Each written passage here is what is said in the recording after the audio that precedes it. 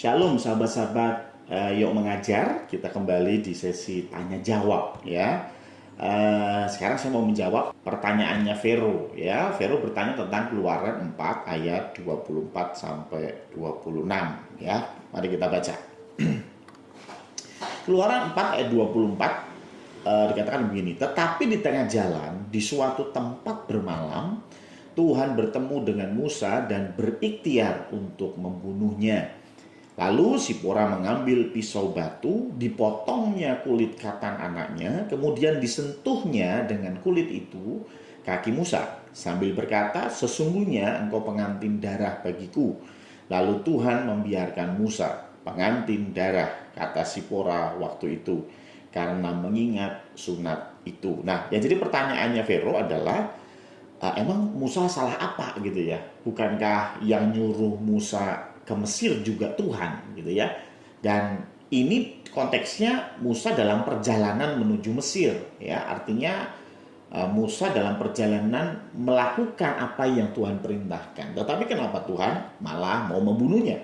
Terus yang kedua, kenapa setelah disunat anaknya Musa ya, dipotong kulit katannya, itu artinya disunat ya. Kemudian malah Tuhan membiarkan Musa ya, ada apa gitu ya, ini yang jadi pertanyaan ya. Nah, untuk itu ada paling tidak ada dua pertanyaan ada dua jawaban ya. Yang pertama adalah beberapa penjelasan mengatakan, beberapa tafsiran ya mengatakan bahwa sunat ini adalah sesuatu yang wajib yang harus dilakukan sejak zaman Abraham sebagai tanda perjanjian ya. Itu kita bisa lihat di Kejadian 17 ayat 10 sampai dengan 14. Inilah perjanjianku yang harus kamu pegang. Perjanjian antara aku dan kamu serta keturunanmu, yaitu setiap laki-laki di antara kamu harus disunat. Haruslah dikerat kulit katanmu, dan itulah akan menjadi tanda perjanjian antara aku dan kamu. Anak yang berumur 8 hari haruslah disunat. Makanya sunat Yahudi itu harus disunat pada hari yang ke-8. Jadi kalau sunatnya kita itu sunat umur 5 tahun, sunat umur 10 tahun, itu bukan sunat Yahudi gitu ya.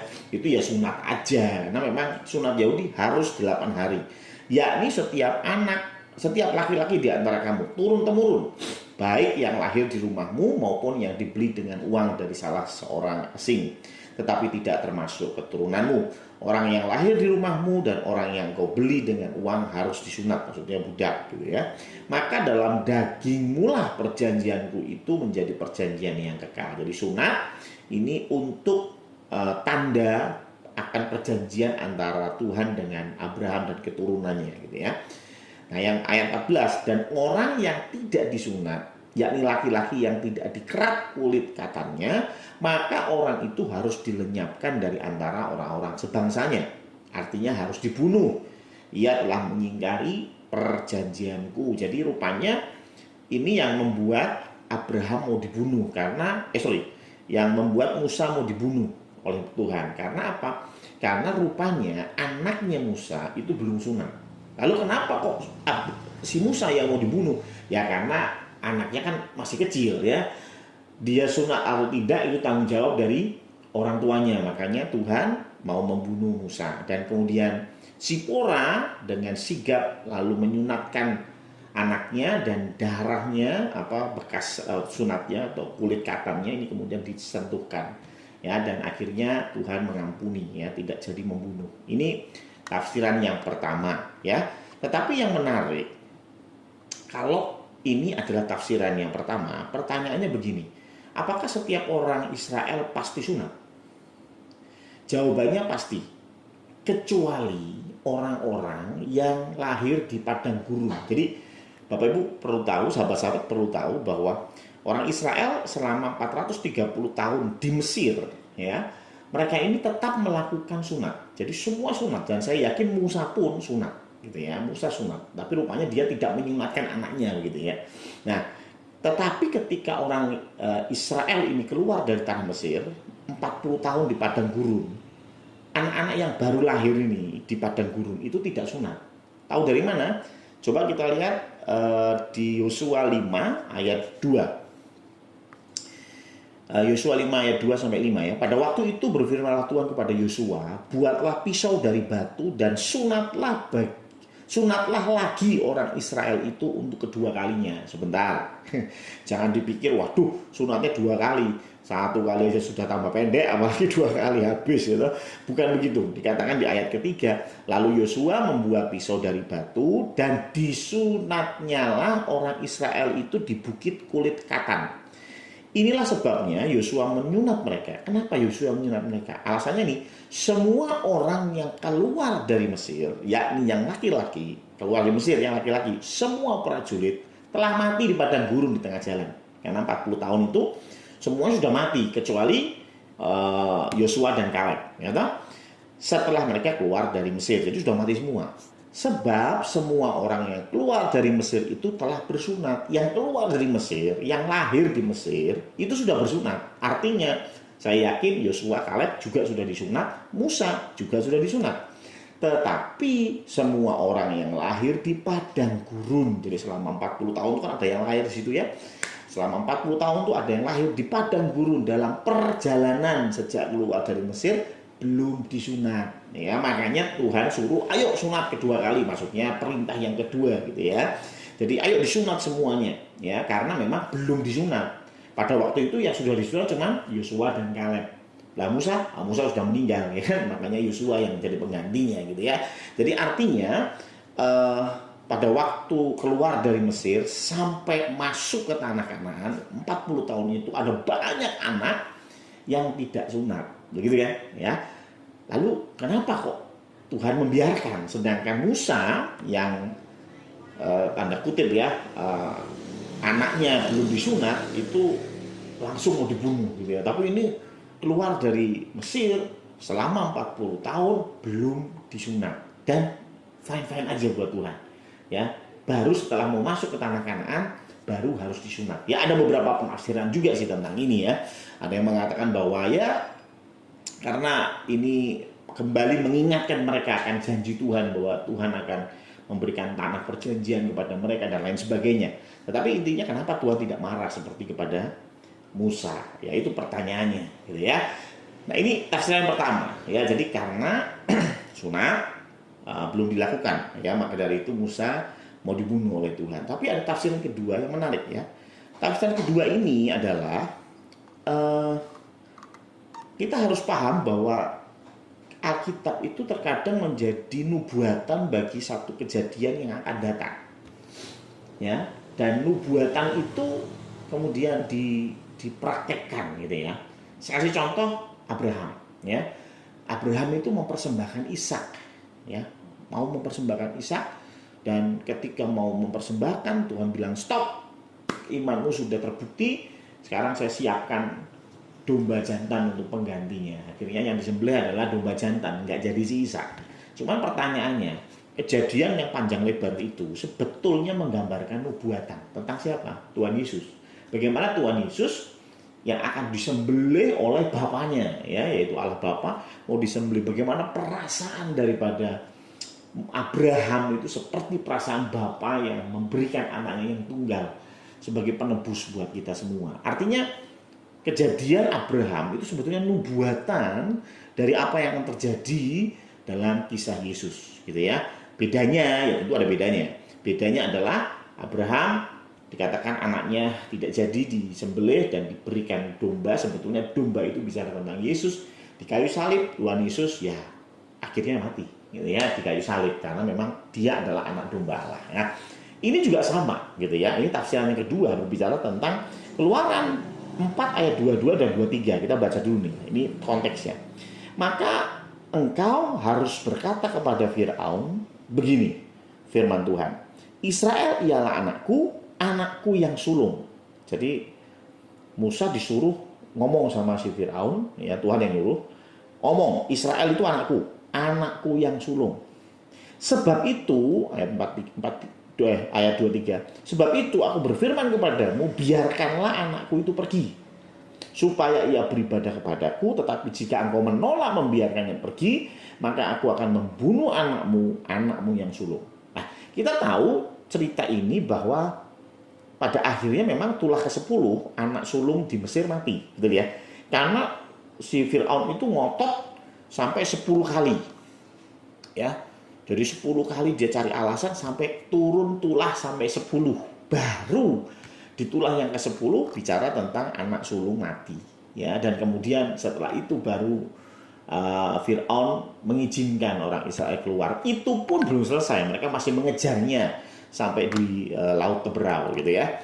Kisahnya kita bisa baca di Keluaran. Nah, jadi ini gambarannya. Tetapi gambarannya digambarkan seperti apa? Digambarkan bahwa Musa itu juga menghambat atau menolak berangkat sebanyak 10 kali. Ya. Musa itu kan disuruh sama Tuhan di dalam Keluaran 3 ayat 10 gitu ya. Bahwa ya terus pokoknya kamu pergi ke Mesir, bebaskan umatku Israel. Tapi ada 10 kali Musa itu membantah dan juga menolak, bahkan mengulur waktu ya sampai 10 kali ya. Dan karena itulah Tuhan mau membunuh Musa. Nah, sebentar, masalah Musa nanti terakhir ya. Tapi 10 kali nih, 10 kali Musa menunda. Apa saja? Yuk kita lihat. Keluaran 3 ayat 10. Tetapi Musa berkata kepada Allah, siapakah aku ini? Maka aku yang menghadap Firaun dan membawa orang Israel keluar dari Mesir. Ya, jadi Musa bilang siapakah aku nih ya? Yang lain saja gitu kan. Artinya dia menolak gitu kan. Nah, ayat 13. Lalu Musa berkata kepada Allah, tetapi apabila aku mendapatkan orang Israel dan berkata kepada mereka, Allah nenek moyangmu telah mengutus aku kepada mereka, mengutus aku kepadamu, dan mereka bertanya kepadaku bagaimana tentang namanya, apakah yang harus kujawab kepada mereka? Yang kedua, Musa bilang, lah nanti kalau ditanyain Allah yang mana nih yang mengutus kamu, ya. Kemudian Musa bertanya kepada Tuhan, alasan kedua, intinya apa? Dia menolak, gitu kan? Dan kita tahu jawaban Tuhan, Yahweh, ya. Aku adalah aku di Keluaran 3 ayat 14. Terus yang ketiga, Keluaran 4 ayat 1. Masih aja perdebatan. Lalu sahut Musa, lah kalau mereka tidak percaya kepadaku, tidak mau mendengarkan perkataanku, melainkan berkata Tuhan tidak menampakkan diri kepadamu, gimana caranya? Ingat, ini tidak ada saksi.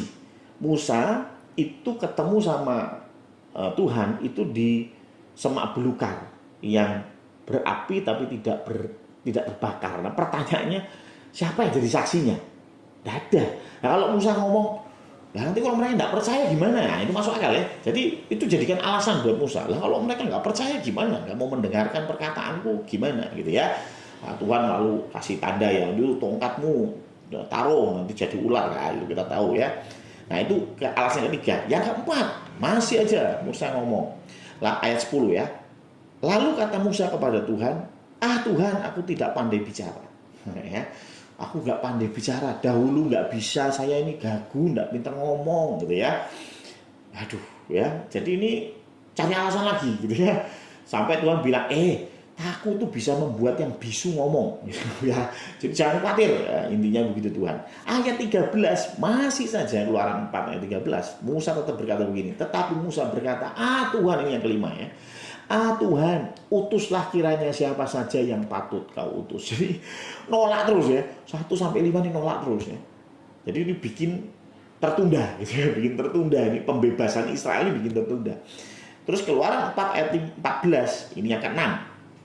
Maka bangkitlah murka Tuhan terhadap Musa dan ia berfirman, bukankah di situ Harun orang Lewi itu kakakmu? Aku tahu bahwa ia pandai bicara. Nah, jadi yang ke-6 itu gara-gara Musa nyayelan terus sampai Tuhan, ya sudahlah, Tuhan kirim si Harun gitu ya. Artinya ini jadi memperlambat ya. Tuhan harus nyiapin Harun juga gitu ya. Jadi 6. Yang ke-7 ayat 18, Musanya bukan langsung berangkat, dia balik lagi ke Yitro gitu. Musa kembali kepada mertuanya Yitro serta berkata, izinkanlah. Jadi yang ke-7 adalah dia kembali ke Yitro. Yang ke-8 adalah dia izin. Loh, ini izin itu zaman itu sesuatu yang tidak gampang, karena zaman itu kalau pergi bisa jadi nggak pulang lagi gitu ya. Jadi ketika Musa ini izin kepada mertuanya Yitro, belum tentu diizinkan ya.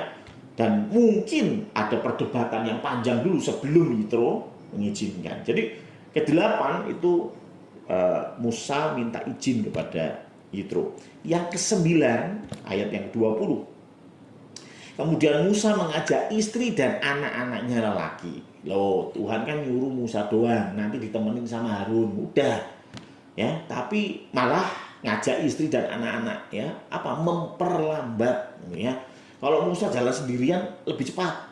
Bawa anak-anak gimana? Ya, pasti Bapak Ibu yang sudah punya anak pasti paham bahwa anak-anak itu nggak mungkin cepat, gitu ya.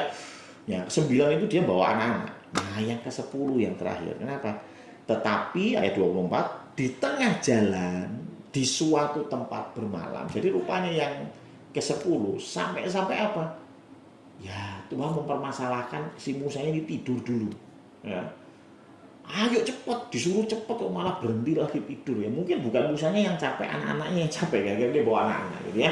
Intinya ada 10 kejadian yang dinilai Musa ini memperlambat atau ya menolak atau memperlambat daripada pekerjaan Tuhan, ya.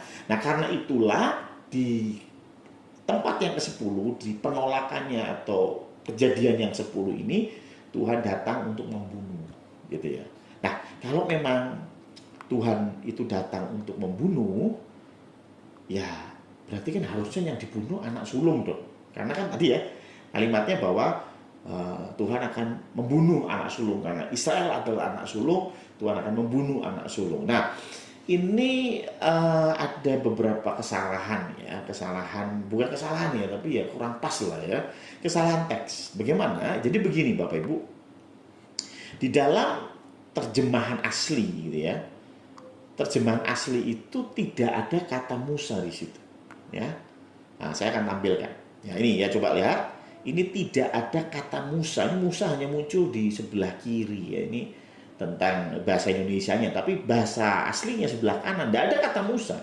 Makanya dalam terjemahan Alkitab yang terbuka dikatakan begini, dalam perjalanannya di suatu tempat bermalam, Tuhan menjumpainya dan bermaksud untuk membunuhnya. Jadi belum tahu nih siapa yang dijumpai dan siapa yang mau dibunuh, gitu ya. Anak-anaknya, salah satu dari anak-anaknya Musa, atau Musanya, atau mungkin Siporanya, gitu ya. Tapi karena ini maskulin, ya, jadi kemungkinan besar laki-laki. Jadi kalau nggak anak-anaknya ya Musa, gitu ya. Jadi ini konteksnya. Jadi dalam terjemahan aslinya tidak ada kata Musa di situ. Musa ini ditambahkan. Juga di dalam terjemahan Selabir, ya, Selabir ini terjemahan orang namanya William Selabir, itu dia menerjemahkan ke bahasa Melayu, gitu ya. Di tengah perjalanan di suatu tempat bermalam, Allah menjumpai anak sulung Musa dan bermaksud mengambil nyawanya. Nah, ini kalau ini jelas di sini. Bahkan dikatakan bahwa anak sulung Musa, gitu ya. Tapi kalau di terjemahan Indonesia cuma Musa. Di Alkitab yang terbuka, yang dia adalah sama dengan terjemahan asli, tidak ada kata Musa di situ, ya. Nah, jadi memang yang mau dibunuh oleh Tuhan itu si sulung, ya, anak sulungnya, gitu ya. Karena memang ini sekali lagi ini nubuatan tentang apa yang terjadi di depan, gitu ya. Kejadian ini sebetulnya gambaran dari kejadian yang akan datang. Dan ketika kita melihat bahwa Sipora lalu memotong kulit katannya, dan kemudian kulit katannya itu ditaruh, ditempatkan di kakinya si sulung, terus Tuhan tidak jadi membunuhnya. Nah, ini mengingatkan pada apa? Paskah, ya. Mengingatkan pada setelah tulah yang ke-10, sebelum tulah yang ke-10, ya. Tuhan memerintahkan orang Israel untuk apa? Sembelih domba Paskah, lalu bubuhkan darahnya di tiang pintu. Yang ada darahnya di tiang pintu akan dilewati oleh malaikat maut. Ya, jadi artinya ini kembali menyimbolkan simbolnya bagaimana darah tadi menyelamatkan. Darahnya dari kitan tadi dibubuhkan di kakinya si sulung, dan kemudian dia diselamatkan. Ya, tidak jadi dibunuh oleh Tuhan.